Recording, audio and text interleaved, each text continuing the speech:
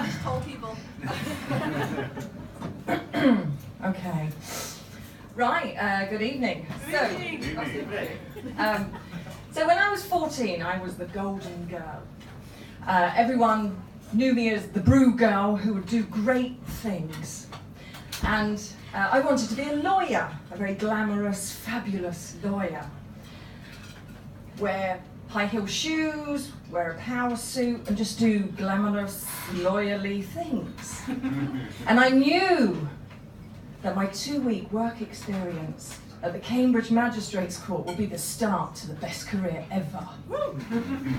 So day one, I put on my power dressing suit, which was a mix of Dorothy Perkins and New Choice, a lovely short flowery skirt with a cream crew neck and black shoes. Very lawyer-esque. And I turned up and I marched as if I was ready to go into court. Instead, I was shown into some very dull offices and introduced to a very unglamorous, brown-suited supervisor called Richard. Yeah.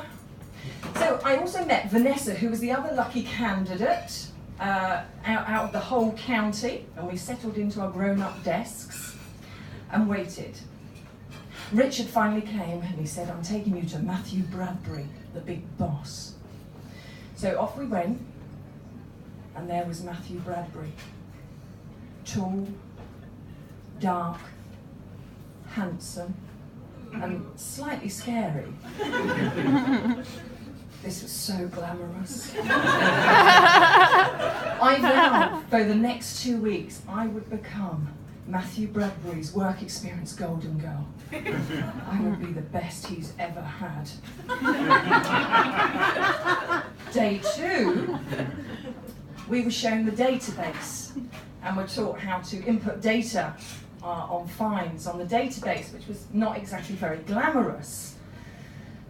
To pass the time and to make things more interesting, I decided to do searches on people I knew, like neighbours, friends' parents, Dad, Matthew Bradbury.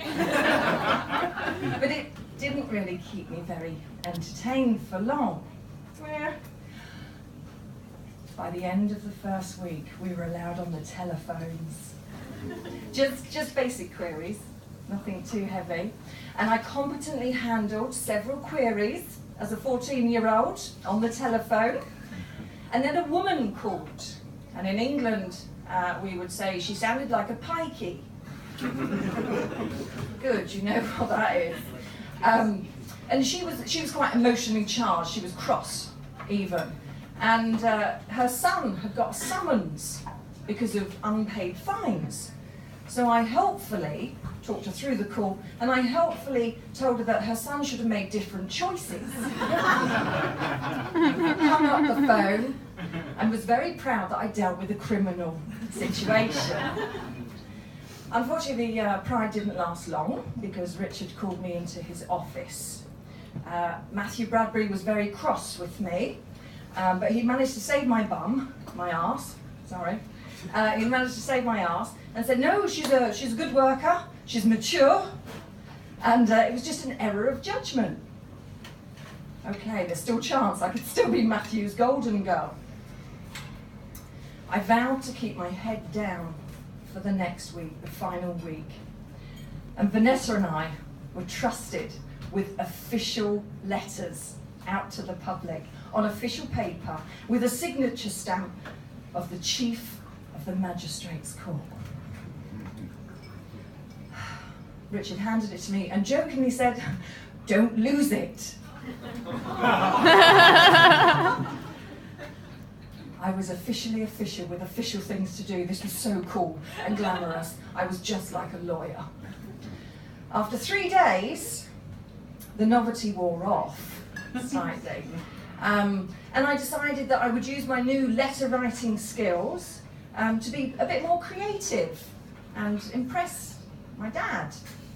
So I penned an invitation telling my father that he'd been invited to court to observe court proceedings, give feedback, Lunch would be provided in his service to the county. And, as I put in all my other letters, if you have any queries, please telephone Matthew Bradbury on 01223 blah blah blah. I really can't remember that number, sorry. So, Vanessa said, oh, that's a bad idea. No. So I popped the stamp on it and put it in the post. Cheerily off I went. My final day. As I power walked down that long corridor past Matthew Bradbury's office, without a care in the world, I heard this voice resonating out of his office. Observe court proceedings? No. Who signed the letter? Oh, sugar. Surely Dad would have realised it was from me, and I was just trying to show off my letter writing skills. Surely he would have known. Well, as luck would have it, I didn't have to sweat it out for too long, because Richard came up to my desk a little while later, very, very sad looking, and said there was nothing I could do this time. Matthew wants to see you in his office now. It was bad. Matthew started with, I've just had a phone call from your father. And he ended with, there is no room in this courthouse for you. Please pack your belongings and leave immediately. My dreams of being Matthew's golden girl just evaporated. By 12 noon, I was sitting on the floor in the largest public toilets in Cambridge, coincidentally in the power suit that I wore on day one, sobbing my eyes out because I'd been fired from my first and only job dealing with law. Apparently, using the chief's signature for non-court purposes was technically forgery.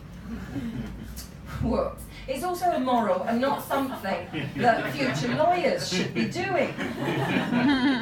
And as all power-dressed ex-lawyers know, there are consequences to naughty actions. Fortunately, a police record was not one of those. I was saved. However, I had made history in the county. Not only was I the first student in the history of my school to be fired from work experience, thus provoking a ban on all future students attending Cambridge Magistrates Court on future work experience, but also I was the main protagonist and inspiration for an original play written and staged by Vanessa's drama group, appropriately titled No More Career. I'm not really a golden girl because they didn't even invite me to the premiere.